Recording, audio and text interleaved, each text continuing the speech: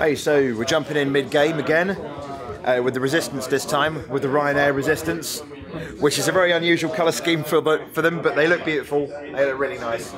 They've even got clear bases with the undersides. I've got to show you that, because that's just nice, you know. So yeah, so Resistance Tactica. The Resistance are unusual because they can do a little bit of everything, and they've got different types of transports that do different things in the regular starter set, which makes them a little bit unusual. The split between the heavy armour, which is hard as nails and has multiple shots, and the cheapy anti-air units. The anti-air units aren't great, really, but they do hit on twos, which is cool. So you can rely on them hitting. They're particularly good against light dropships, but in a start set, you've got also the Lift Hawks, the two dropships, which are proper dropships like everybody else. One of them's armed with a machine gun. That one's not, but one of them in the starter set can be given a machine gun for points balance for AA. So it's the only dropship out of all the starter sets that can do AA offensively, which is pretty awesome, which makes up for the slight lack of power in the ground AA. Lift Hawks are tough, great dropships, really good. Not particularly fast, but they're useful. The Resistance work best with mixed tactics, using the different types of units to your advantage. So there isn't one like Resistance way of playing. You can kind of tailor it more or less how you like. Your infantry aren't great, but you get lots of them. Your APCs don't have as many damage points, but more armour. So they're all just a little bit different. They mix it up a bit. The cool thing you can do with Resistance is the AA, although it's not very good, can shoot when it disembarks from its transport, which is pretty awesome. So you can hide your hovercraft around a corner, zip out, disembark, move, fire, which is quite nice for pouncing on people. So you can be pretty aggressive. Sorry.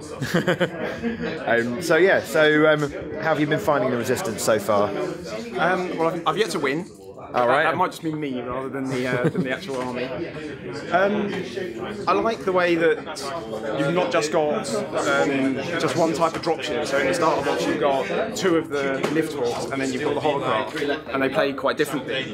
Yeah. So straight from the beginning you've got that kind of variety, different types of units, and the hovercraft so far, bizarrely, and again more random rolls than everything else, is the Starman, because with his silly little gun that he's got on the side of him. It's not that silly, it's energy done, it's okay. He keeps finishing everything off, and everyone just seems to be ignoring him until he comes along and shoots them. Yeah. The anti-air have been doing quite well. I've already killed one dropship this go, and I've taken a point off of that dropship, so they've been doing quite well.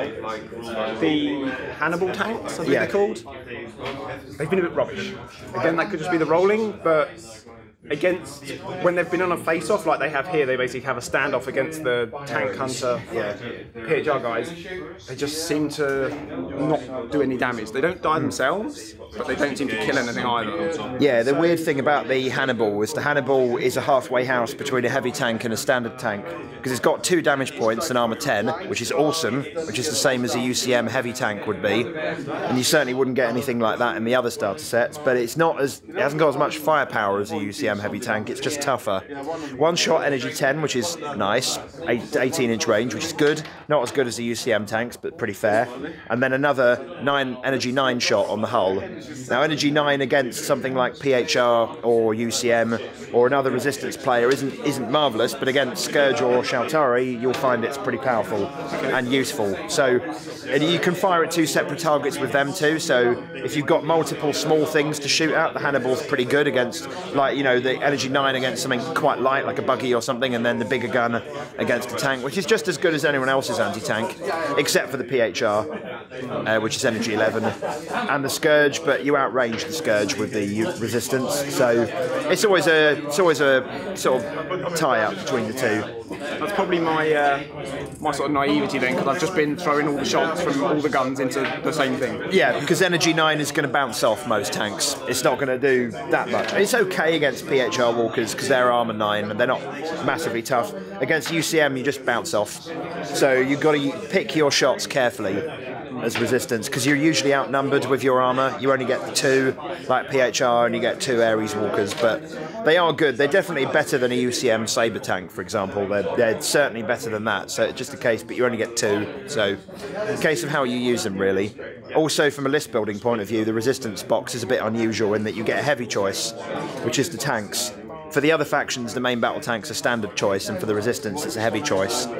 So, and your AA is a standard choice, which is a bit unusual. So the lists are slightly different with the Resistance, and it means you can add different things. You know, the options of adding things to a Resistance starter set are quite different from the other factions.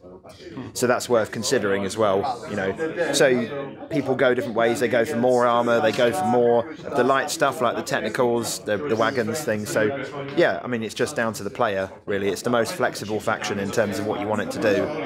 Yeah, I think I haven't hugely thought about it. I've just painted up the starter box so far. But I think if I was going to go further, I would probably get some of the drills because they just look cool.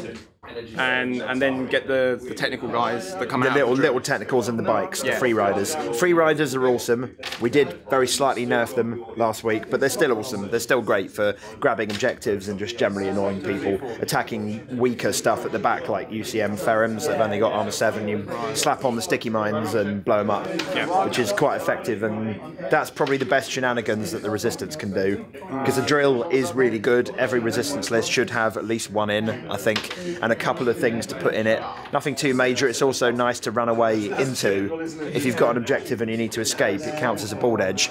As long as you can get in there, like you can drive an APC up and get the men out and the men can go in, or you can pass it to a technical and that can drive in. So the Resistance lack a light dropship, which is the other key thing from a tournament competitive standpoint, because light dropships are really popular in tournament lists because they're fast and cheap. The Resistance don't have one, but they do have the drill and they do have the technicals and stuff, so you've got to use that to your advantage. No, it's been great fun, and maybe I'll win at some point. Maybe you'll win at some point, yeah. Cool, awesome, good luck. Thanks.